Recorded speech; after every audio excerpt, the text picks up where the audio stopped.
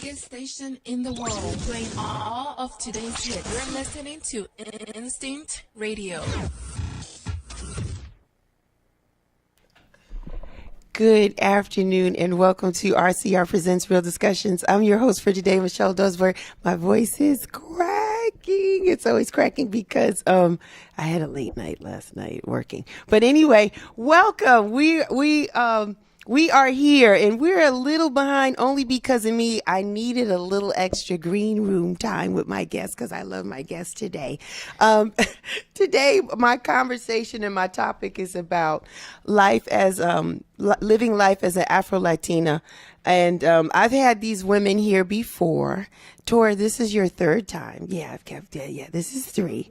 And Attallah is we just lost count. It's countless numbers of times that Attallah has come and been here. I think it's just because she loves the topics that we have. I just feel like she's a good subject matter expert for some of the things that we've had. And so today we've had this conversation almost 2 years ago. And it was just really life in Atlanta, in being in the Latina community in Atlanta. So I had more guests in that conversation, but somebody pulled my coat and said, you know what, it would be great if you had that conversation again and really spoke about it from an Afro-Latina side. And so with it being Black History Month and just the whole surgence of us being proud as people of color and just seeing everything going on with movies and things like that, I thought, well, maybe this will be a good time. So I want to thank all of the new listeners and want to give you guys just a little bit of background about what Real Chicks Rock is all about. It's all about the empowerment of women. And we do it through various different vehicles and platforms and medias. We do it through community service. We do it through public speaking and mentoring. We do it through our apparel line, our t-shirt line. I'm not wearing my t-shirt today, but my engineer is. Yes. She's rocking the brand today. Is this just a camera appearance? There she is. So she's rocking it today. And so then we do it through the media. And it's this platform. And I've been doing this now almost 2 years. In April will be 2 years. And I love it because we have the opportunity to talk about things that impact us the most as women, our families, the people we love. And then there's a lighter side when I have some entertainers or things or DJs of that. But today we want to talk about the pros and cons. We just really want to kind of see life as you see it. Now, people that know me know that if I have an opportunity to come back, I'm coming back as a Latina. Yeah, I am. I'm good. Okay, so how come I didn't know You didn't know that? No. Yeah, I went. That kinda, You felt that? I could imagine. I remember you saying things. Yeah. But I didn't know that. It would be a mix, though. I would still keep the Jamaican heritage. You have to. Right. It would be Jamaican and Puerto Rican or Jamaican and Dominican. One of the two. But right. Yeah, my engineer's laughing. Yeah, it's one of the two. Because I feel it. I feel it. Being born and raised in the Bronx, I was emerged with people that spoke Spanish, the culture, the bodegas, the cerveza, the salsa, the merengue, the whole thing. So I feel like a part of me. So today I'm going to say we a lot. I'm going to say we You should. as I should, right? We're going to say we a lot. So welcome, ladies. Welcome. Attallah's tired. You worked last night. I am, but you keep going in and you make that time to rest. Yeah. And that time is coming. It's coming. Tomorrow is a rest day. I'm so thankful. Tomorrow's Monday. It's a holiday, so we rest. Attallah, tell the people, give them your name, first and last name, a little bit about yourself. Go ahead, tell the people. Okay, so greetings. I'm Attallah Pamoja, or you could say Attallah Pamoja. If you'd like, if you want to pronounce it Spanish, you could say Pamoja with the J sounding like an H. Okay. And I was born in Panama. I was born in Rio Abajo neighborhood of Panama City. And my father's side of the family is from Costa Rica. Nice. And my mother's side is from Panama. I've lived in this country most of my life. I came to this country when I was about 2, and we went straight to Brooklyn. Yeah. And that's where I went to high school. That's where I went to elementary school. That's definitely the part of me that was raised by my family. Right. And that was definitely just immersed in just immigrant community. Right. Everybody was from the Caribbean or from Latin America or from Russian immigrants, Right. Irish immigrants, Right. what New York is. It truly was a melting pot Yes. experience for me. And now I'm here in the South. It's been a very interesting experience as well, too. And now we hear this term, Afro-Latina. Yeah, didn't hear exist. that. Didn't hear exist. that 20 years ago, No. So it's been interesting. And I do my work here. I'm an educator. I model. I do wardrobe styling. I've been on Michelle's show talking about children's advocacy. And, it's just been very interesting doing all of that and just remembering who you are and that even evolving, just understanding more parts of yourself. So Afro-Latina is a very interesting dynamic, Yeah, I would say. Yeah, we're going to talk about Yeah. that. Just the term itself is new. Torres, tell the people. Come on and tell the people who you are. I am Torres, and my story is not as colorful as yours. Ooh. But some of them will be jealous. Don't be. We'll get into that. But I am originally from Pittsburgh, Pennsylvania. So I was born and raised there. And my history and background in Afro-Latina culture didn't come until much, much later in life. Really? Because I had no idea.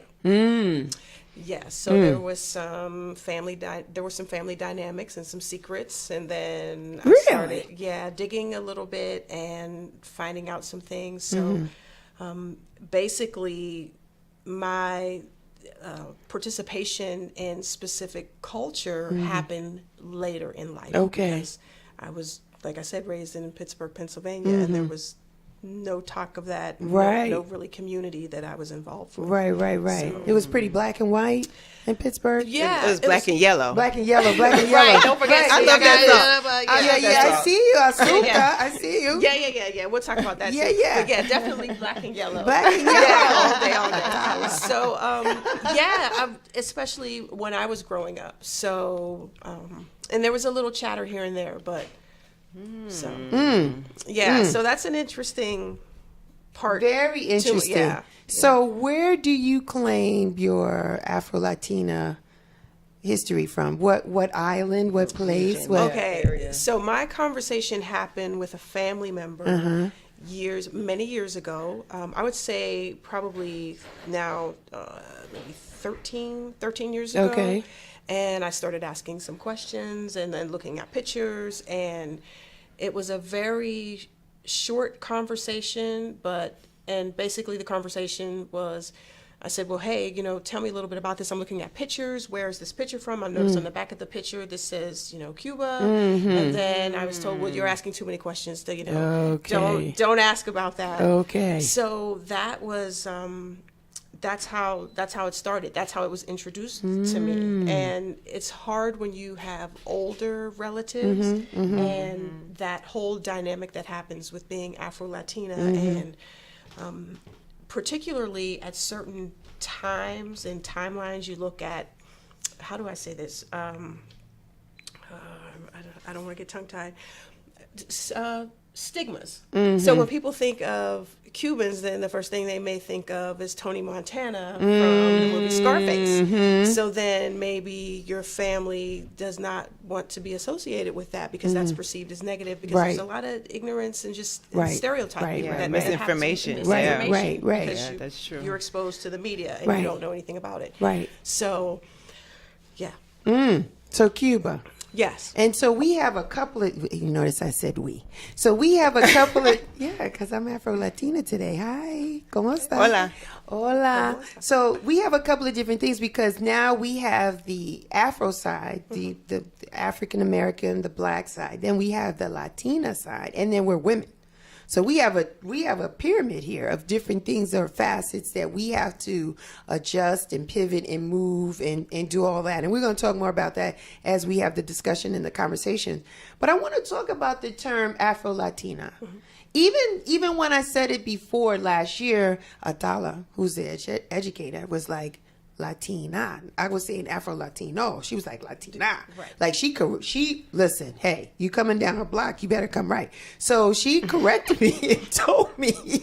And so, but it's just even new, because 20 years ago, It did not we exist. said you were Right. Spanish. We didn't even Yes. say Hispanic. We said, she's Spanish. She Yeah. speaks Spanish. She's Puerto Rican. She's Dominican. We never. So do you remember when this whole Afro-Latina emergence happened?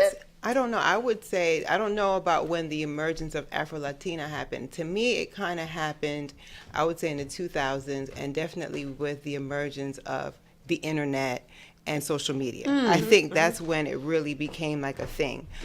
Prior to that, there's a magazine publication, Latina magazine, and I remember my mother, she subscribed, and that's when I started to see that word. And then as I became older and I started filling out forms on my own, I started to see it said Hispanic / Latino. That's what And so nobody really ever explained it to me. And then social media, you know, just being able to read about the context of things, it kind of helped me. I was like, okay, so this is what it means. Is this something that I want to identify with or as? And is this replacing me being black? Okay. Is it side by side? Is it a part of the layers, or is it replacement? Because it's definitely not a replacement. Right. You know, it's not a replacement. And so, you know, I don't know if you all have heard about she's a social media person. She's on Love and Hip Hop. La Negra, Amara, La Negra, you know, and she's just been really, you know, she's been a visual force for us to see, like, for people to see, like, oh my gosh, she is brown and beautiful, and she's Latina. Yeah, she is. And she identifies as black. Her her name is La Negra. That's the black. The black woman, the black girl, the black person, you know. So, you know, it's just been interesting. I think it's probably been about the last 15, 20 years or so. I would totally agree with that, and specifically with media and Facebook and the other forms of media, but also seeing that representation. Like you mentioned her, and then you're seeing more Afro-Latinas get roles, not as many as we like, you know, the women that look like us in particular, but you are seeing that. You're seeing your Gina Torres, and you're seeing movies made about Celia Cruz. So it's... it's been about 15, 20 years. It's about 15 years since we turned the corner in 2000s. I think the internet, you know, that's some of the benefits of the internet. It's really helped us just be able to get this information and connect with people who we just like, I don't know what that person is. But now I know because they wrote an article about their experience, you know, that they're Afro-Colombian or they're Afro-Peruvian. You're like, oh, that's a thing. There's black people there. Right. A lot of people are like, so are you black? And I'm like, oh, there's black people there. There's black people all the little Central America. Ooh, in Mexico, that big old thing underneath the United States. There's black people there.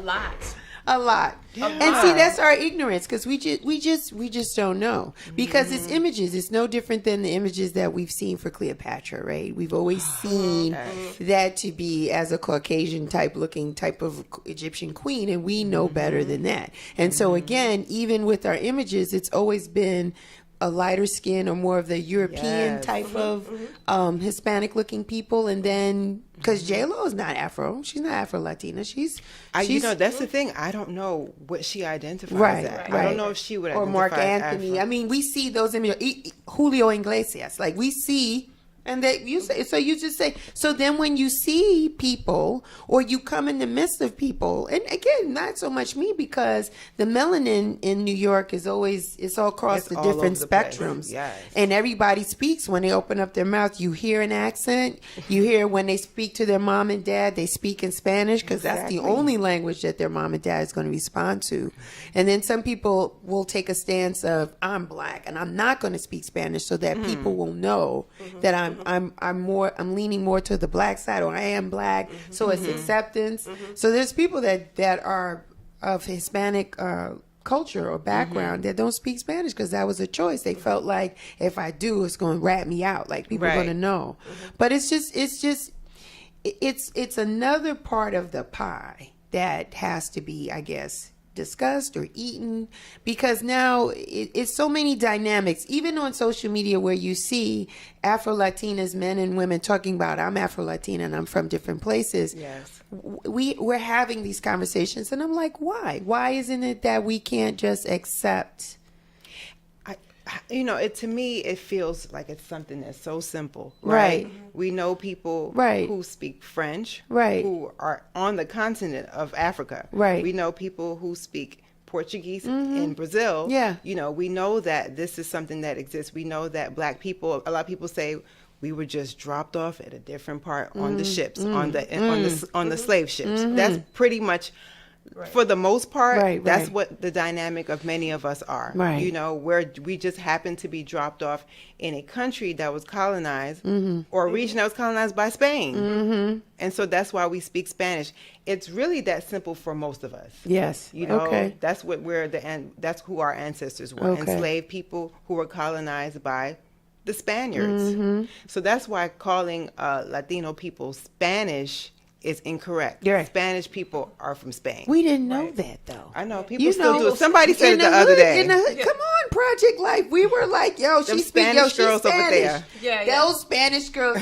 Mick Jagger said, well, he said Puerto Rican girls down to meet you. He didn't say Spanish, but we said it growing up. So culturally, we were not. But back then, we weren't called African Americans. We were black. Right. I mean, a nickel off of being called colored. Right? Coming off of the 60s and 70s, we were colored. Depending now on we're how black. old you are, you've probably been called about 6 things. And that's a whole different show. Yeah, that's a whole nother thing too. Yeah. But we're going to keep it on this. So Tora, thank you for being transparent and just saying that you didn't realize until maybe about 13, 15 years ago, maybe. So a little over a decade. So your childhood, you being in Pittsburgh, Pennsylvania, no speaking of Spanish, no indication of that. No. Right? Just little glimpses here and there. Right. But nothing. So, and so that for me, that translates into once you have the opportunity or you're exposed or you find out that, you know, this is a part of my culture, then you feel a certain way. You feel less than because maybe I didn't grow up speaking Spanish and I'm not going to be accepted. And so there's that dynamic that happens. But, if you are fortunate enough and you have friends and you have people around you, they want to pull you in and embrace you and show you and teach you and expose you. And then a lot of it is just information that I've had to gather on my own. Yeah. And then talking to other family members, like, what? I had no idea. Are you serious? Right. Yeah. Right. And so is it that the other family members are not as comfortable, or they are, or is it now, are we as a collective family in your family embracing our Hispanic culture more? Yes, absolutely. And I think it has a lot to do with age and, you know, generation, maturity and now, maturity, right? And just having the information, because if you have the information from the beginning, I mean, why would you? I mean, I'm sure, you know, like I said, there are some stigmas that were attached, specifically when you're looking at, you know, how certain family members got here or whatever. We're not going to get into that. Right. No. The slave trade was enough over here. But Attallah gave us a very, very general. No, you're fine. That's good. That's the umbrella that covers us. Yeah. That is the umbrella. So, but yeah, for me, I was just raised as, you know, a black girl, and you know, that's I'm okay with that, and I was okay with that. I mean, you know, you have to be where you are, and.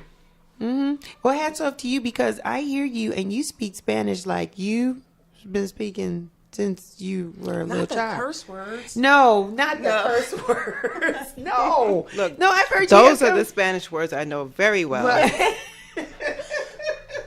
The tenses and other, I'm like, I still struggle.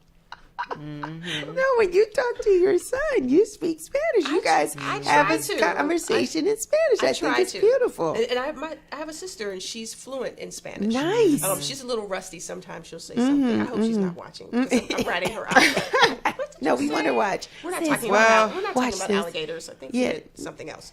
But yeah, I mean, I try to, and I think the best way is just having conversations and being, you know.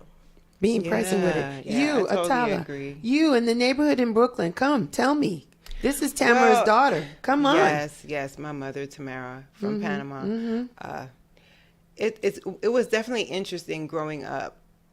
My parents spoke Spanish in the house. Okay. And I have a younger brother. He's 4 years younger than me.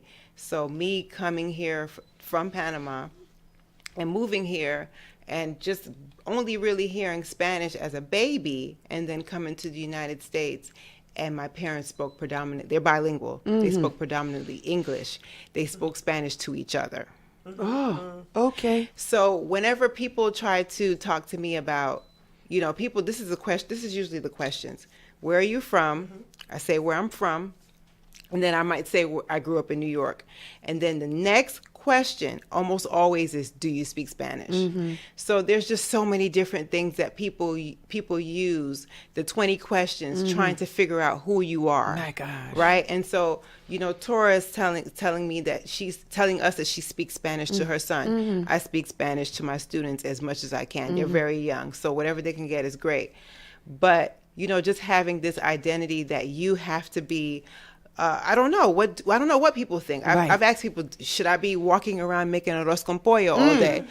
Should I be dancing to salsa all day? There's certain things that I do definitely that, like I love Malta. I drink coconut water probably more than I drink water. I eat avocado with a spoon. There's just certain things that I do because that's what I've always done. Right. But then there's certain things that are things that I picked up along the way from my exposure to just being on this earth.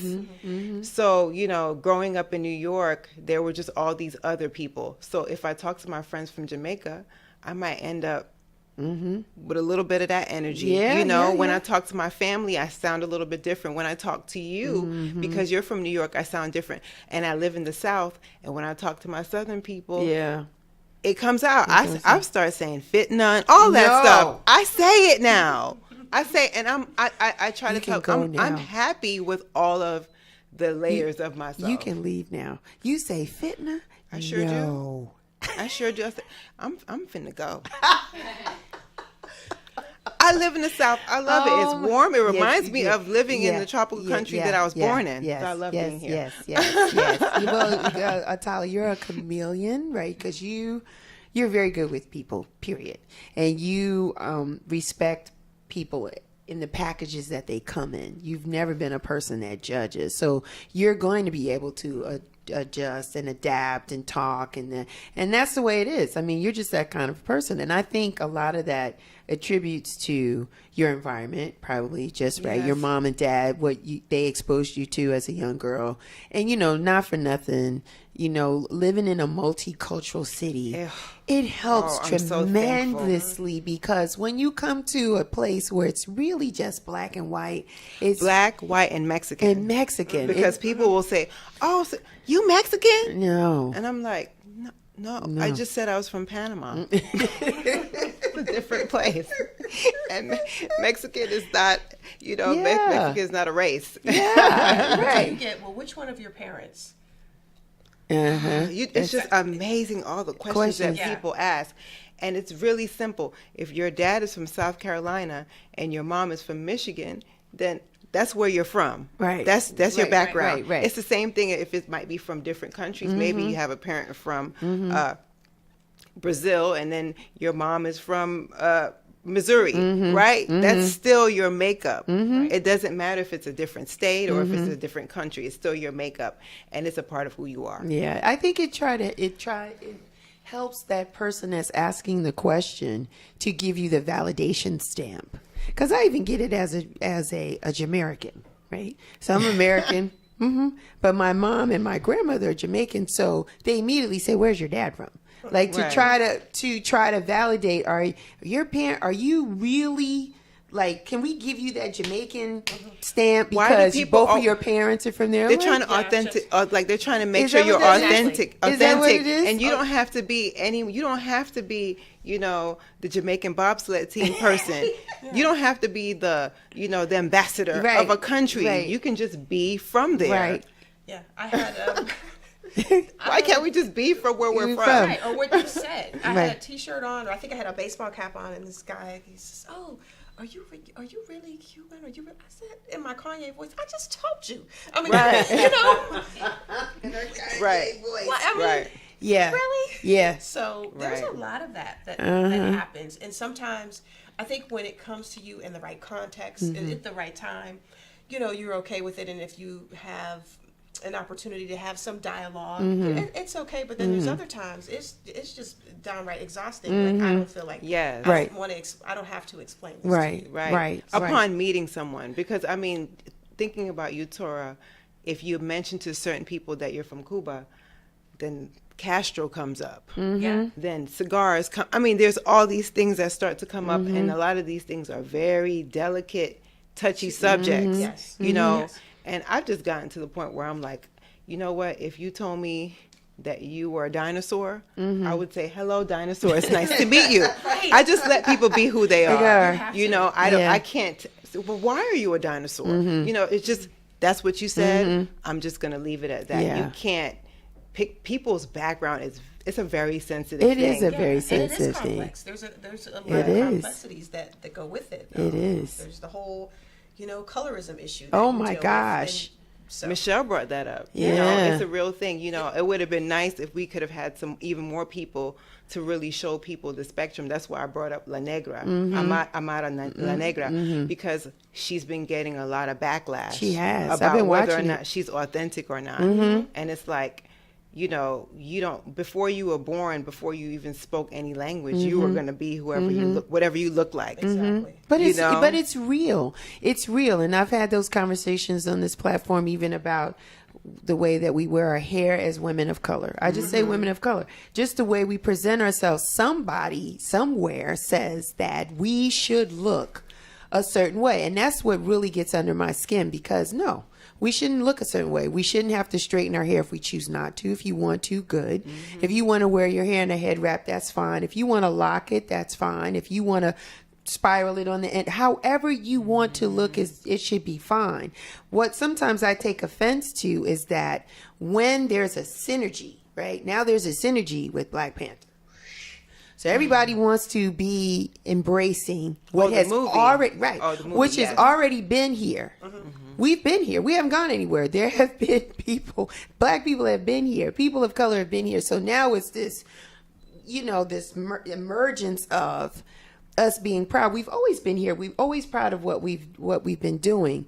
And it, again, when we talk about the Afro-Latina community, there is segregation. When I see the young lady there, and I've seen stories about how women in South Rio de Janeiro or whatever, South America, have had to give up their crown because the people rallied and said she was too dark to represent the country. To represent their country in pageants. In pageants. And I'm like, this is sad, and then people feel that lightening or changing their outward appearance. And that's what the young lady is dealing with on Love and Hip Hop, where one person is saying, you're a little bit too Afro. You're a little bit Really? too 'Cause Black. I don't watch it. I'm just Yeah, reading. the Black culture, because he's a music producer and that type of thing. And he's trying to aggregate her or aggravate her to get into a space where she's more looking like a Beyonce or more of that, and he's like, I feel she's over the top with it. He's not accepting that. And this is in Miami where, Wow. right, this is where she there's- lives. Right. So, Haitian community, where- Cuban right. community. Right. Yes. So there you have where people feel like, yeah, we're privileged because we don't look that way, and you're over the top, and you need to get it's a horrible complex, and we miss the beauty of it. The beauty of it is that we carry so many different cultures within inside of us, right? And so as a mom, I know, are you working or starting to share some of your Hispanic cultures, Afro-Latina cultures with your son, outside of just speaking Spanish? Is there other through things? foods. I mean, and music is a big part Yes. of it. And I think for me personally, because I was exposed to a lot of music and just a wide variety of music as a child, that helped me immensely. Okay. So that's a great starting point, especially for kids, is music and watching shows in Spanish and reading books that are in Spanish and just foods and conversations and being around other, children that speak Spanish or, Spanish culture, or I shouldn't say Spanish, but, just Latin culture. So that's big. That's really huge. important. That's huge. Attallah, I know you said you speak to your students in Spanish whenever you can. Yeah, I do. And I mean, just in general, my grandmother, she has Alzheimer's, and so my mother has passed. So right now, just with her my grandmother being elderly, whenever I can, I'll talk to her. And when she talks to me now, a lot of times it's just Spanish. Mm-hmm. So I can just remember calling her on the phone. She's in New York, and just calling her on the phone, and she would just randomly just start speaking Spanish. Mm-hmm. So there's not too many people who I speak Spanish to here in Atlanta. Mm-hmm. So I just try to. It helps me. Yes. It helps me to just, and, young children, they're quick. Mm-hmm.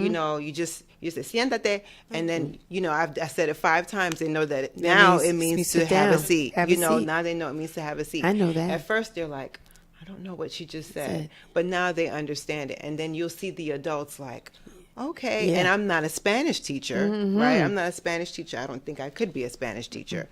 But it just really helps. I think it's just good for you to really be able to just have, linguistically, to just be able to hear different sounds. Yes. And I just love language. Mm-hmm. So I just like accents and language, and just hearing things that just, with music, it's just really tantalizing for me to hear different kinds of things. Like even, Tora being a house music DJ, just some of the music that many of the house music DJs play. From South Africa. I don't speak Zulu, but how about I know the song and I am singing it, and I'm like, I know these words, and I'm saying it the right way. Right. So I think language is wonderful. It's important to just be able to share it, and it doesn't necessarily have to make or break you. It can just be something that you do. Yeah. Yeah. It's good stuff. Do you find, and I when people find out that you can speak Spanish, do they treat you differently? I would say yes, for the most part. Now, I understand Spanish better than I can speak it. Okay. So generally, as I maneuver through life, most people do not assume that I speak Spanish. So I can just remember as a child being on the MTA bus with my mother, and there were these women, and they were talking about my mom. And I can remember flaca, flaca, flaca. That means thin or skinny in Spanish. And I'm like, my mother, if we need to say something, we'll say something. So my mother she just kind of sat there, and then she went off. In Spanish or English? She went off in Spanish. And the ladies, they looked like they peed their pants. So that's the other thing with the whole Afro-Latina experience, Afro-Latino. Never assume you know where someone is from. Never assume that they don't speak multiple languages. I've gone to the nail shop so much now with Vietnamese people. I think I speak Vietnamese. I might be Vietnamese. You don't know.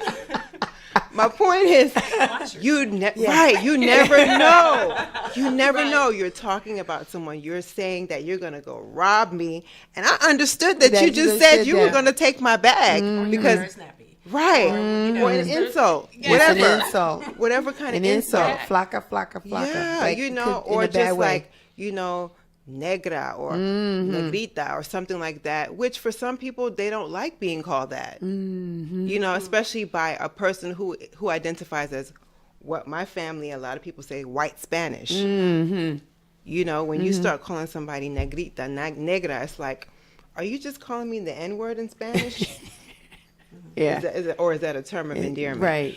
So yeah, when people find out that I speak Spanish, it's kind of like, okay, you aren't regular black. People tell me that all the time. They're like, well, I'm just regular black. And I'm like, Regular black. some people don't speak English. Like English, unfortunately, is not the standard for the world. Right. We think And that. I think we're learning. Yeah. We're learning slowly. The United States has definitely become this place where it's like, you don't know what language people are going to speak just by looking at them. Right. And that's been great. I love that. Yeah. Yeah, I love that. How about you, Tora? Similar situations? No? Definitely similar situations, being around Spanish-speaking people, and you hear certain things, and you can tell by the tone if it's negative. Or if Okay. it's positive. Okay. And so it's but it also puts you in an uncomfortable space because just to talk a little bit about what you were saying, it's like you have to choose. Can I be this? Can I say something? I don't speak Spanish that well. I'm not what I would consider fluent in Spanish, but I do understand it. So I know what you said and what you meant when you said it.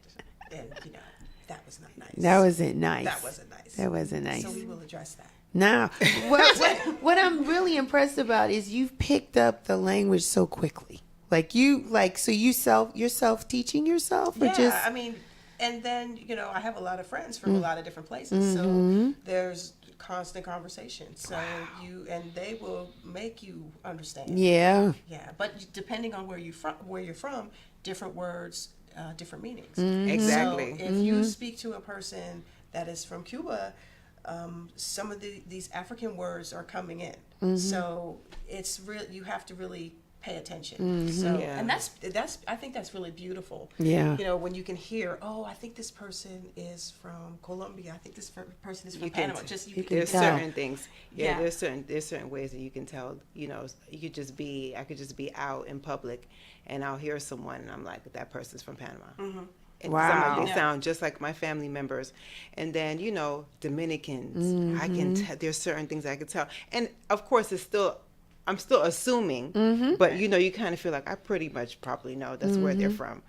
So, and then there's just certain words like Tora said that are used in Spain, that aren't used in Mexico, that aren't used in Panama, that aren't used in the Dominican Republic. They're just, that's just what's happened over time. Languages evolve. And it's wonderful. It's interesting to hear people talk about who is more Latino than others, and how some people's Spanish is not okay, and other people's Spanish is, superior. It's just, it's very interesting. Yeah. I'm not going to call no particular countries, because I'm not doing that. No countries. Don't do that. No names, no countries, none of that. No. Yeah. People say stuff, and I'm just like, come on. Yeah. Between the Latino countries, just like, they speak this way. They don't know how to speak, and I'm just not like, proper. really? It's not proper. Same thing with English. Mm-hmm. Same thing with every other language probably. Yeah. Yeah. Especially with English. We're going to take a break, and when we come back, we're going to talk about, do you feel that you have to represent your Afro side more so than your Latino side? When we That's come, going to be muy interesante. yeah, that's heavy, right? So we're going to take a break. When we come back, we'll continue our conversation. Be back in a few. The biggest station in the world, playing all of today's hits. You're listening to Instinct Radio. Welcome back to RCR Presents Real Discussions. I'm your host for today, Michelle Does Burt. This is part, yeah, right? It's like I was drinking and I wasn't. This is part 2 of our conversation today. Life as an Afro-Latina. What is life like as a Afro-Latina? We had a lot of dialogue in the first part. It was a lot of very informative.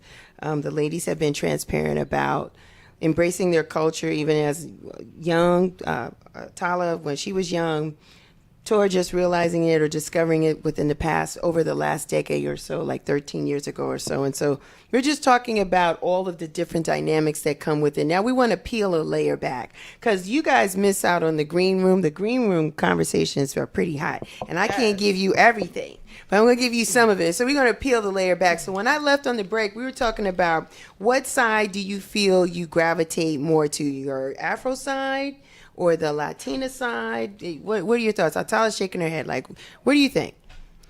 Well, I think we touched on it a little bit. I just find that, unfortunately, there is so much, quote unquote, segregation within the Latina community, and I don't care for it. Right. I don't like it, and it makes it difficult sometimes. It's difficult sometimes when I'm around even people who are from Panama. Right. And colorism is a real thing. It's real. The different levels to, the different hierarchies on what makes a person more valuable, even people who are within the same community. Yes. And a lot of times I prefer not to deal with it. A great place to discover this is to go to a club that does predominantly salsa music. And you start to see some of that. You start to see some of that happening, and most of the people that I engage with, for the most part, are people of African descent, Black people, who are not necessarily people who speak Spanish, who are not necessarily Latino. Okay. And that just happens to be how it's gone for me, because I know for a fact that we have that in common. Okay. We connect on the fact that we're Yes. black. All right. Yeah. Regardless of whatever languages Yeah. we speak, whatever went on at home, whatever, however you got to this country Right. or not, Right. we're all black. And so for me, that's just been my experience. And I would say that probably, for the most part, I'm probably black. And then Latino. Okay. Afterwards, that's what I would say. Because if I was born in another country, if I was born in China, or if I was born somewhere else, Right. that would then change my dynamic. Okay. So I was born into a Latina community and family, but it doesn't matter where I still was going to be a black person because my parents are black. Because Okay. my grandparents are black. Okay. And I get some other little mixtures and stuff going Right, on, of right, course, too. right. But yeah, so it's not even about choosing. It's just, I know that I'm a black person. Okay. I know Okay. that I'm a black person. And if you are from France and you speak French and you're black, we're still black people. Yeah. Yeah. Right? Okay. If you're from Haiti, we're still black. You know, Okay. you identify as black, we're still black people. So Okay. for me, that is definitely of utmost importance. That's very interesting. Tora, where's your? We are right there. We're on Yeah. the same page. Yeah, yeah. And I view it the same way. I don't, and it doesn't take away from anything else, but it's, especially for me in particular, you know, the culture that I was raised in, you know, is black culture. Right, You spend your time with other black people and other black children. So, and, you know, physically, when I look at I am black. Right. So that's how I identify. Right. So, and even if I was, you know, like Attallah said, if I was born in Cuba, I would still be black because there are black people There you go. So, And that's the thing. You know, Latino is not a race. right. It's not a race. It's ethnicity. It's ethnicity. So it's. I know it's kind of like this blurry. Kind of Yes. trying to understand what it is. I've been reading about the difference between Latino and Hispanic, and that Hispanic means that you were born in a country that speaks Spanish, or you're from a country that speaks Spanish. So that means that people from Spain are Hispanic. Latino are people who are from Latin America. Okay. Okay. Who are, you know, people who were dispersed. Right. So people from Spain are not Latino; they're Hispanic. Right. But people who are Latino are also Hispanic.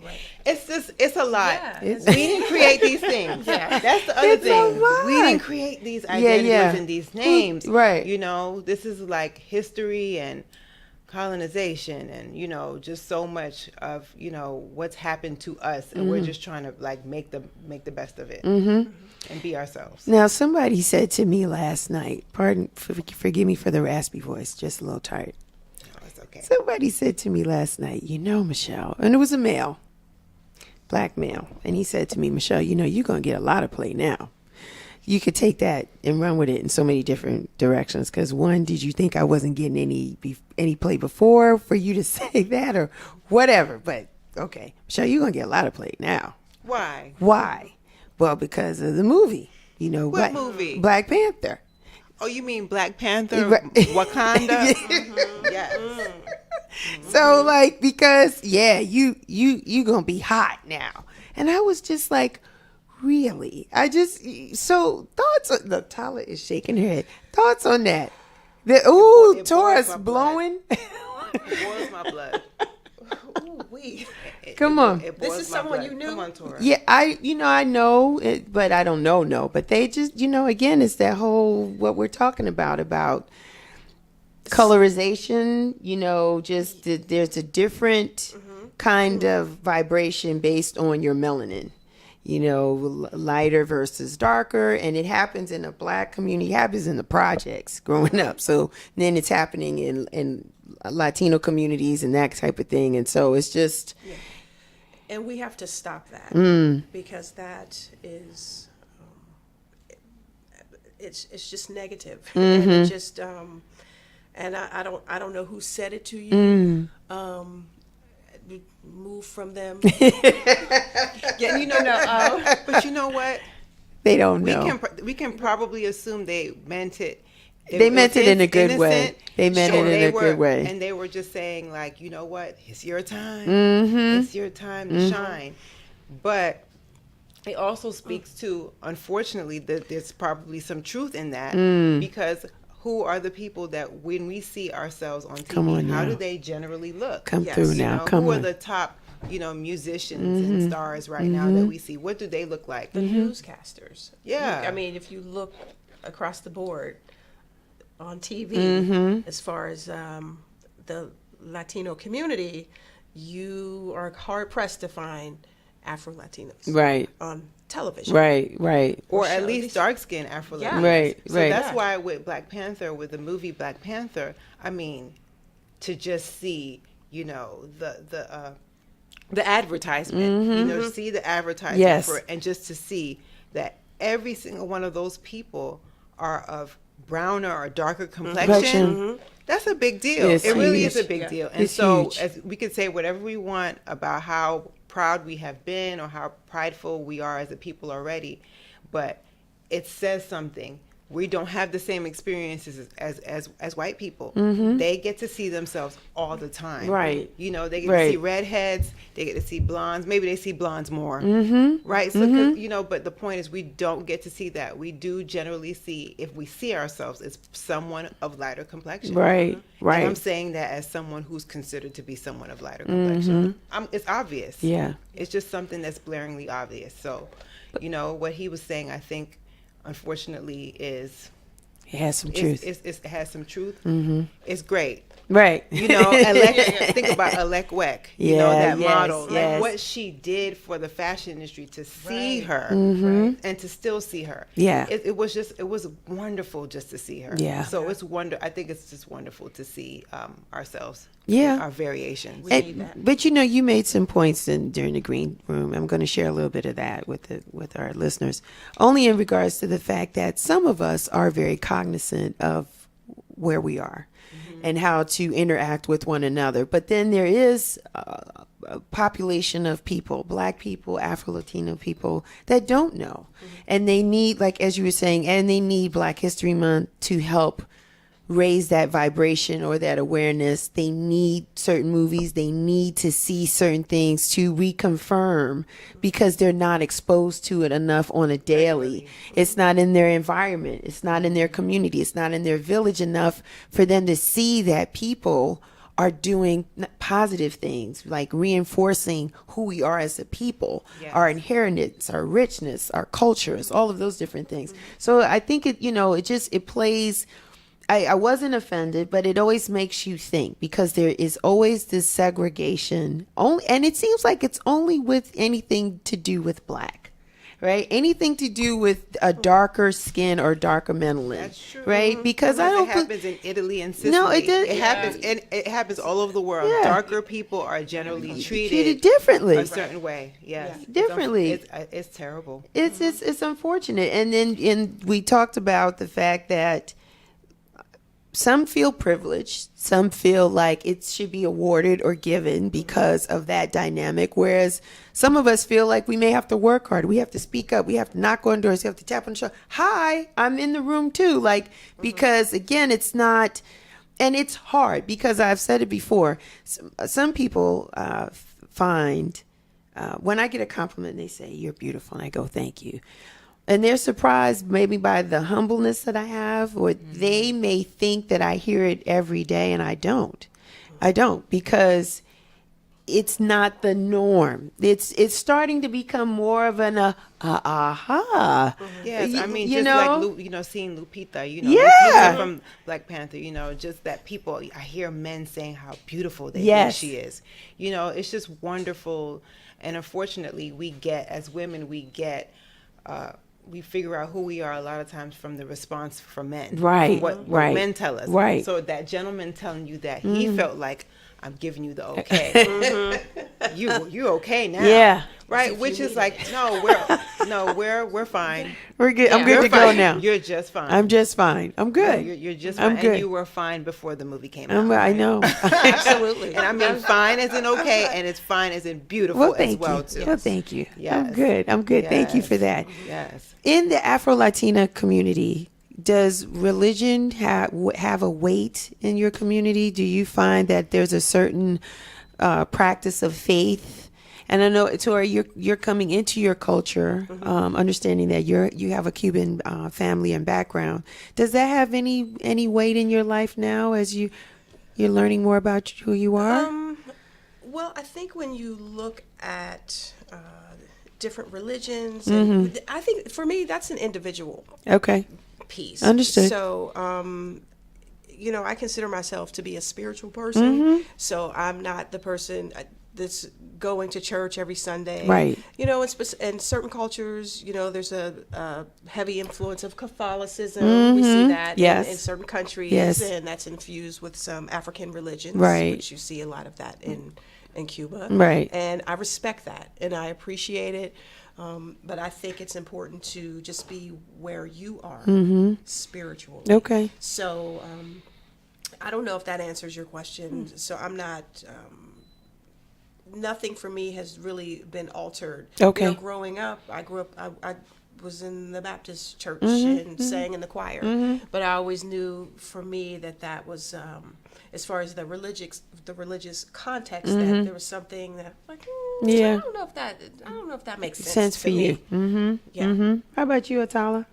Yeah, I would definitely agree with what Tora said. I do think that for the most part, I think it's safe to say that we're probably unorthodox. Okay.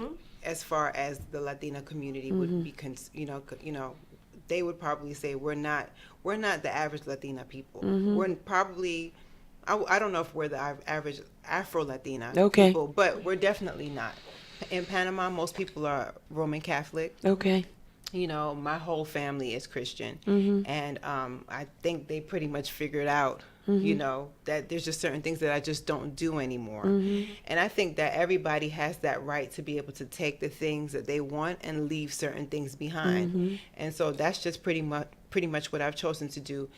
Religion is definitely something I think that for a lot of people is a big part of their identity within the Latina community. Right. I think it is, everything from quinceañeras and all of that, it's just very much infused. And I think you have the right to infuse religion as much or as little as you want to. And that's just, that's just the way that I live. Understood. So not very conventional. Okay. And that goes with the whole Afro-Latina concept, really, because things that we were exposed to 10 years ago, 15 years ago, totally different now.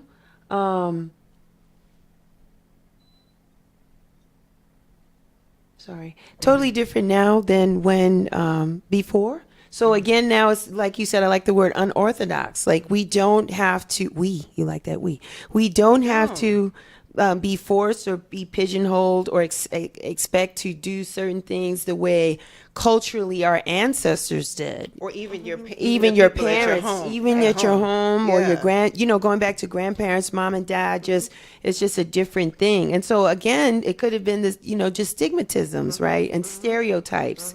Certain Afro-Latinas do certain things from a religious perspective, or as they worship, or how they believe in their faith and their practices and that type of thing. And now it's totally different. It's a totally different environment. And it goes back to what Attallah was saying, is that you just don't know who's who and who's doing what and that type of thing. It's not as clear cut as people would want it to be or expect it to be. So it's totally different than that now than it was then.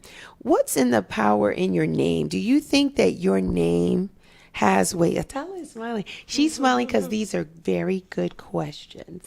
Yes, great question. Yes, great question.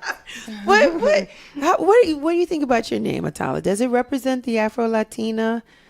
I mean, I would definitely say that, my name is super unorthodox Afro-Latina. Like my name, for one, is not Spanish at all. Really? It's No, right. You're right. My name is not Spanish at all. And just super, really quick, my mother met Malcolm X's eldest daughter when she was carrying me in Panama. Wow. So that's what I'm telling you.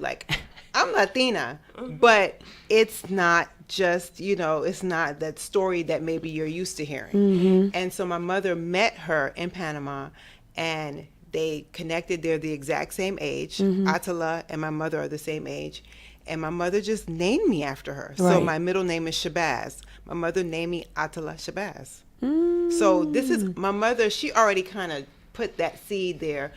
That was very unorthodox to name your child an Arabic name. You know, name your child after someone who's, you know, considered to be a Muslim figure. Yes. You know, their child. Yes. So you're already seeing that my mother was already embracing the fact that, you know, I don't have to necessarily do, you know, because she could have named me Teresa or Maria or something like that. You know what I mean? She totally could, but she chose not to. And my brother's name is African. Yeah. It's North African, you know, and our family name is actually English, you know. So, and then my grandmother's last name is Versailles. It's French. Wow. So, she goes, when you really, really like, that's what I'm saying. That's what I try to tell people. Yeah. It's very, it's a lot of layers. layers. Tora said it's layers. It's a lot of layers. And then we have the names of people. Somebody else gave us these names. Right. They was going to say and then that. you have the last name of somebody because they married someone. Right. Right. We didn't have choices in that. So, you know, but yeah, and there's some Latina names that I love. Yeah, there's Ziomora. Yeah. Oh, I just love that with an X. A name that begins with an X. We said Zamara. We would say it in English. In English. Oh, okay. Yeah. I just love that. I just think that's a gorgeous Look name. at you. She was like, "With the X, look at that." Oh, Gave you life just that quick. The way she said it. You have love that name. the tongue. You have the flow. It's in there. I would definitely like to speak it more. Yeah. Well, she's finna bring it out. She fit. I'm finna speak more Spanish. That's Afro-Latina. Say that. You just slid that in there. I did say that. Tora is a power in your name. Is your name? Okay, well, my name, my mother named me. Yeah. It's a Japanese name. Tora. Yes, Tora, not with the H. Uh-huh. So a lot of people ask me, "Oh, is Jewish Bible?" No, it's Tora. So Yeah. it's a Japanese name, and it means tiger, and the virtue of tiger is courage. So she chose that name. She said that another name that she was interested in was, my mother is like a comedian. She said Zahara, which I think is a beautiful name, but she said she didn't want to name me Zahara because that was the name of the I guess I can't. I've never even seen the movie, the Planet of the Apes, where it was, Okay. She said she didn't want that. So I said okay. I mean, whatever. I think Zahara is a beautiful name, but so Tora is the name that she picked, and she chose that name. And the Torres. You know. Yeah, I always thought that was so interesting. Me too. Yeah, I mean, Me too. you know, Tora marriage. Torres. I say the full name. Well, there's a nice flow to that. It's a beautiful flow. So, you know, that works. But, Tora Torres. I think it's just magical. but my first name, I mean, you know, some people have different names and they use stage names, and you know, there was the whole conversation as far as me being in music and being a DJ. Would I change that? And I decided, I said, well, no, you know, that's the name that my mother gave me, and that was important to her, and there was a reason why she gave me that first name. Yeah. So for me, there is power in that. So There is. Yeah, and it's beautiful. I mean, if you like it, yeah, I like keep it. Yeah, right. That's how I feel about everything. You guys talked about earlier how there's just not enough of an Afro-Latino presence in our day. Like we just don't see enough of them. There's a few. It's gotten better. Right? It's gotten a little better. Like Rosario Dawson. Rosario Dawson, she's kind of almost a little bit of an OG. Right. At least I remember just kind of seeing her most of my life. You know, I've seen her for a while, and then the actress who played Colombiana. Zoe. Zoe Saldana. Saldana, you know, and then there's just these other people who we always saw them, but we didn't know. And now with social media, Yeah, we know. they're going online and they're like, I'm Afro-Latino. Yeah. I'm Afro-Latina. And we're like, okay. Like Laz Alonso. Yes, and- they're Yeah. really, he's been very vocal about it. And I mean, I'm like, for one, his name is Laz Alonso. Duh. Right. That's you know, not- sometimes that's not so much people of a still surprise. will make the connection. Connection, They yeah. say, like, oh, well. Yeah. Yeah. I think that it's definitely getting better. There's even people who identify as white who are now coming out and saying that they're Latino. Like we didn't know.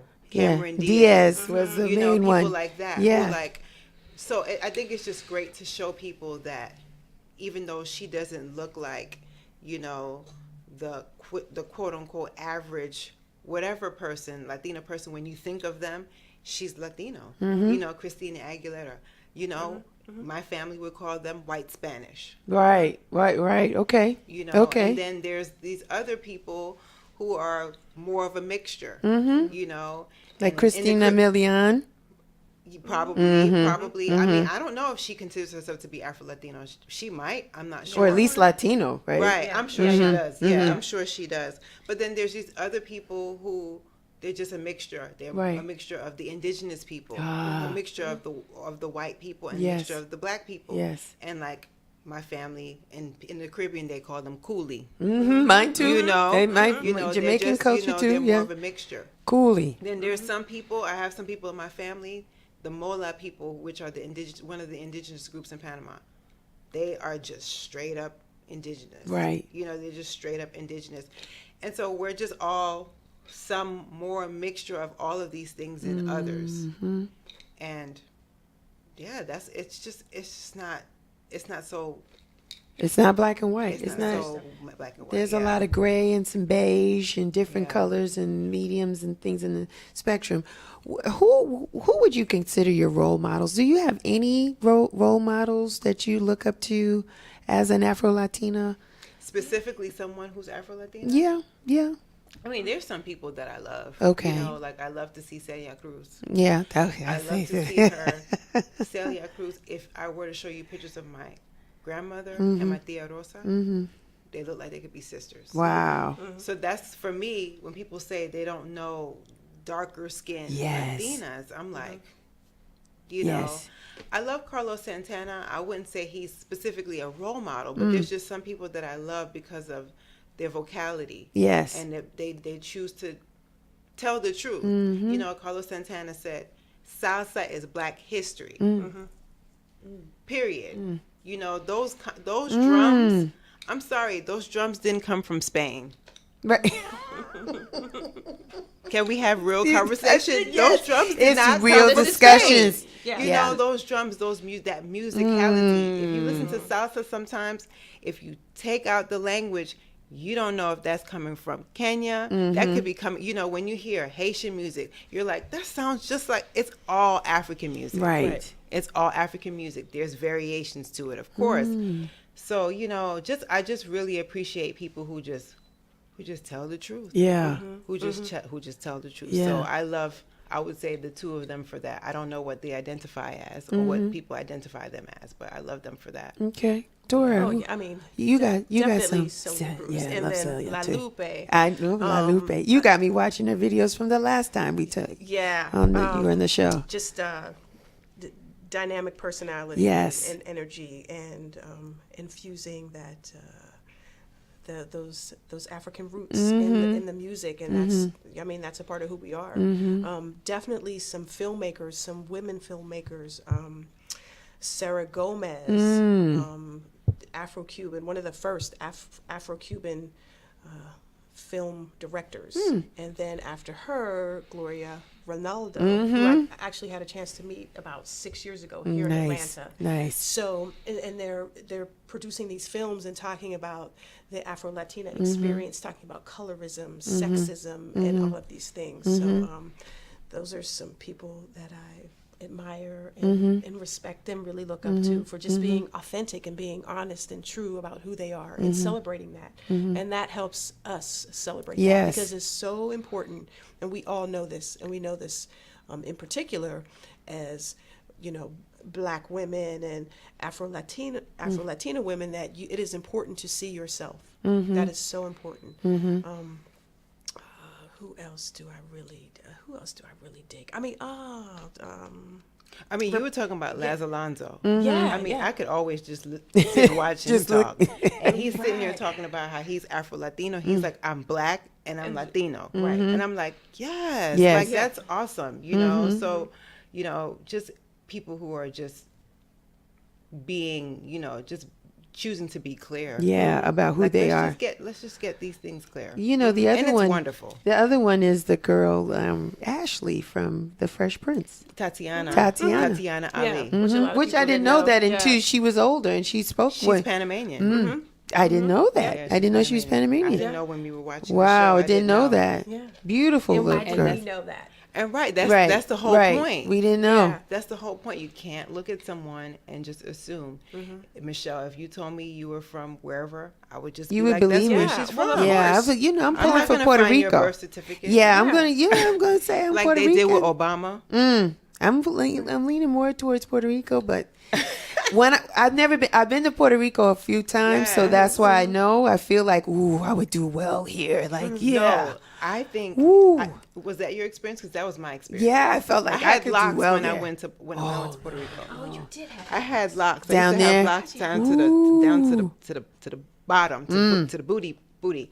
So I went there and I was like, whoa. Yeah. The men were like, Yeah, it was beautiful. they were like, It was gorgeous. Yeah, it was great. It was great. and the hairstyles. Yeah. You know, It was great. beautiful indigenous hairstyles, the way that they're cut and asymmetric. Yeah. And there's a little, there's a little piece right here that's hanging in a ponytail. I was just like, this is black people. Yeah, I want to It's go. beautiful. Yeah, it's beautiful. I want to go to the DR, to Dominican Republic, and see before I weigh in my final vote as to where I want to come back as. I think you should try some other places. So- I'm not so going to name any. I'm going to go to know, Cuba too. I'm going to go. yeah. I think I will do extremely well in Cuba. I think I would, because again, to your point, when you have to see people that look like you, and to create this sense of community, right? And the fact that we may look the same, but our language is different is very interesting, because it means that God made no mistakes.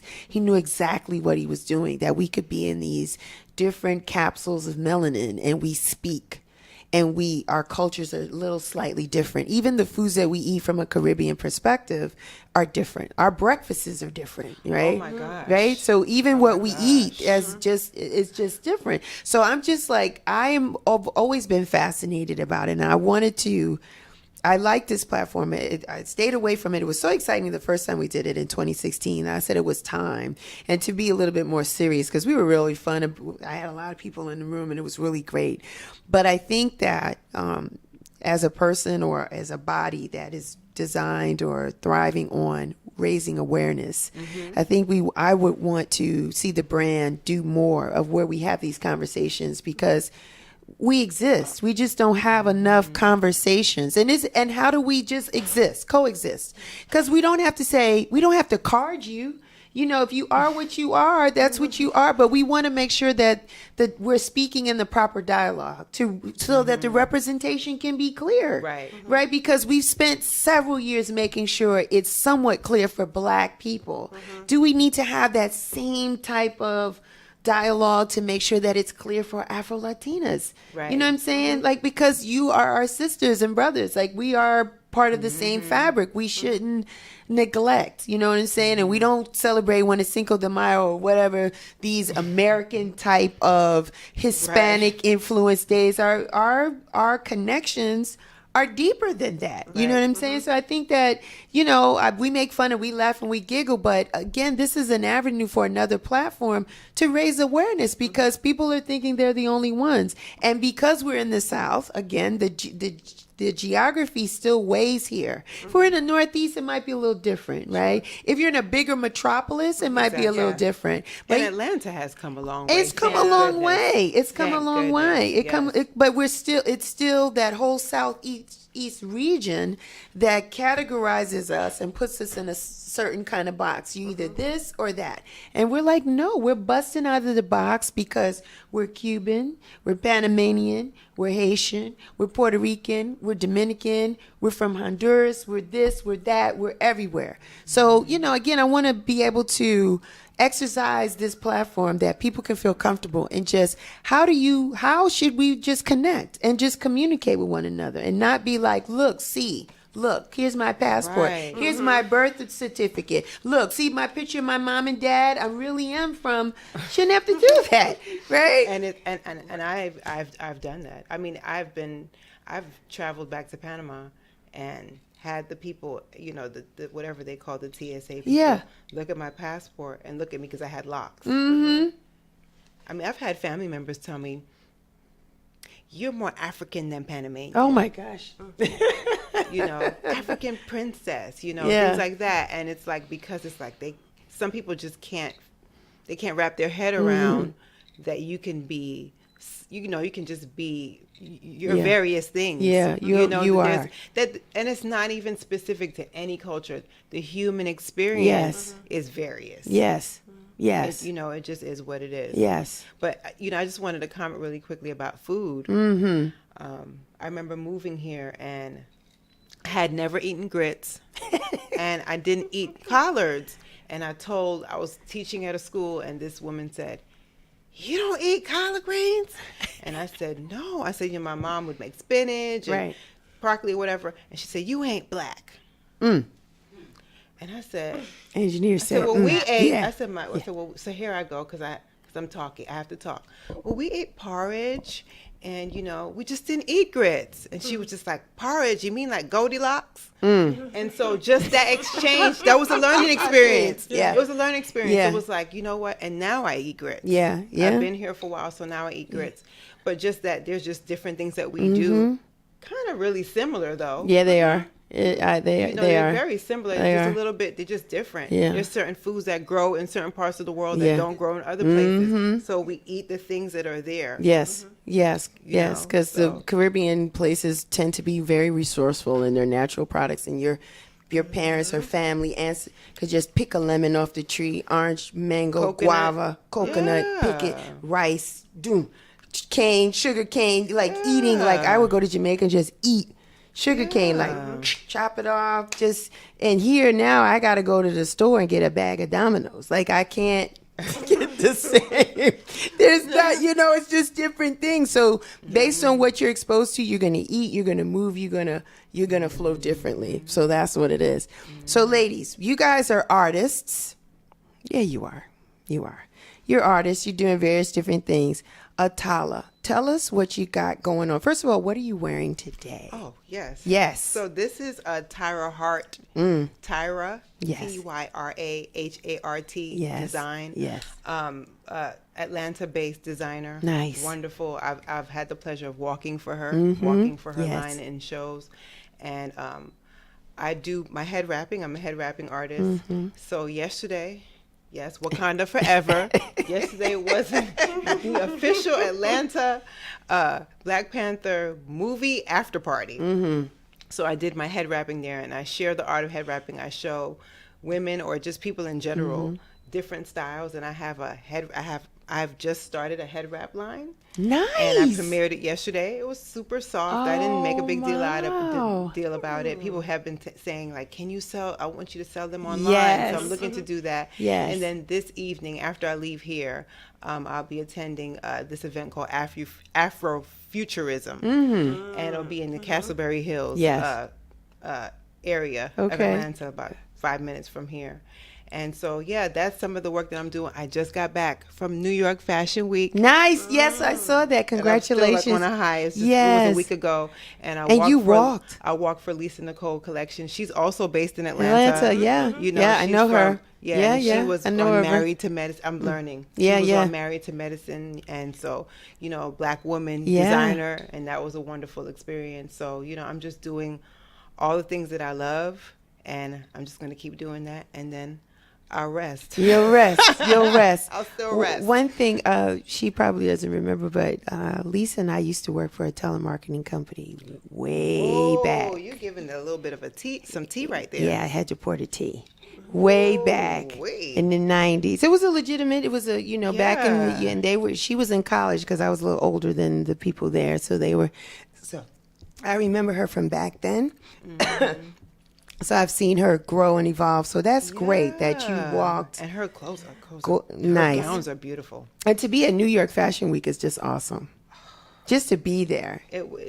I'm very happy for you, Attallah. I'm very thankful. I teach still, so it's you're really doing a lot, to balance everything and just being able to still do those things. Yeah. And just get out there, and I have to carve that time. Yeah. It's important. So I'm just thankful. Tora. Yeah. Look at me. I'm. Look, You being me? look. I was No, like, no, okay. no, okay. She's All right. like, I'm She's done now. passing it on. Passing it on. Yeah. Okay. So what am I working on? What am I wearing? Oh, this is thrift. Yeah, no. This is vintage. Yes to the thrift. Yeah, Show yeah. the T-shirt, Tora. Oh, Come yeah. through. Well, Come I on. am wearing this, and this is Give it to us. my line that I have developed. Open it. Don't close that Wait jacket. a minute. I didn't know that. Yeah, Yes, see, yes. Asuka. Yeah. Right. Okay, we Yeah, have yeah. to talk. See? So yes, so you will be able to get these very soon online, or you can hit me up. You know. and What say, does Asuka mean in Spanish? Well, it means sugar, but it means sweet. It's Yeah. Mm-hmm. So That's Isn't that adorable. fly? I love Yeah. that. Will it just be T-shirts or are you? for now, yeah. Okay. 'Cause Mm-hmm. I have some other things going on. So T-shirts, music. I'm always working on music. Yes. Collaborating with other DJs. Yes. A lot of production happening. So Mm-hmm. I'm really super excited about production work. What else is happening? Oh, an event coming up in the summer for the record. Mm-hmm. For the record. So this will be year number 2 for the record, and so I am partnering with another DJ. Mm-hmm. So we are going to have some really awesome things coming down. And Michelle knows about that too. I because do. She is involved with the record. Just a little bit. Just a lot of it. So, see, Michelle It's keeps us just together. wonderful. Yeah, that's what I was gonna So say. we don't like strangle That's each other. wonderful. It's just a little bit. So, what else? Oh, I'm and excited. I have an organization called Rhythm Revolution. Yes. So I work with kids, and we talk specifically about a little bit about DJing, but it's more of an education component where we talk about lyrics and the duplicity Music. of lyrics and music. And, just bringing awareness and making sure that we are seeing positive messages and positive images. So that's something that It feels like Save the Music program. That's what Save- it feels. yeah, it yeah, feels it like does, that. yeah. It feels like Yeah. that. We want more of that. you will have. We want and more you of will that. See it. Because we have to. Because music is very good and it has no color.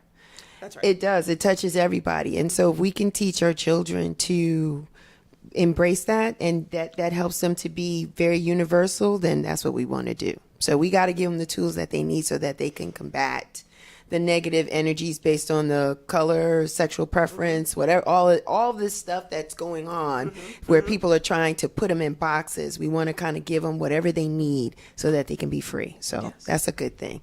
So I want to thank my guests today. I like you ladies because this is good. I haven't seen Attallah in a while. It's been a minute. So it was good. Yeah, I know. And you squeezed me in amongst New York Fashion Week. This is... She's tired. She's running on empty. Tora, thank you for coming. Thank you, Attallah. This was very good. You guys know where to reach me? Yeah, right. I forget. People don't kill me.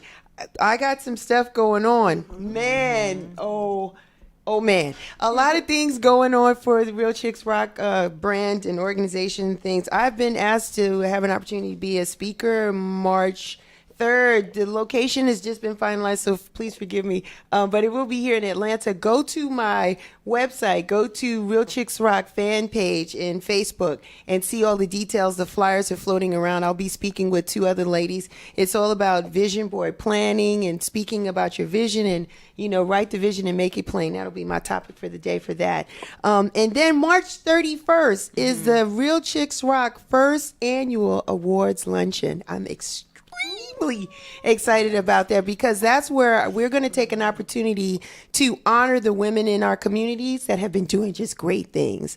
And so I've picked 3 awardees, Anana Harris Paris, I've picked Linda Osborne, and then my third one is Monica Thornton from Powerful Beginnings. And so these are women that have just gone, in my opinion, up and beyond the call of duty because their passion is bigger than them. And so I think, it's just important you take a minute to honor your own. And I'm going to borrow this from James Thies, DJ 15. He always says, give people their flowers while they're here. and I want to give people flowers while they're here. So we're going to have our first awards luncheon. That's March 31st at the Philip Rush Center. Yeah, doors open at 11. Lunch will be served somewhere about 11:30. The awardees will speak for a few minutes. Our mistress of ceremonies will be Shante Lagon. Yes, tickets are online at Eventbrite. Go to my website as well. We would love for you guys to come through. Let's pack the place out because it'll give us an opportunity to give flowers to the people that we admire, respect, support, and adore while they're here, right? So that's it. For you guys that want to reach me, like I say all the time, I'm everywhere. I'm on Instagram. I'm on Twitter. I'm on Facebook. I have a website, realchicksrock.com. Feel free, if you got any questions, inbox me. But until next time, we thank you for watching and checking us out. Continue to rock on. Take care. The biggest station in the world, playing all of today's hits. You're listening to Instinct Radio.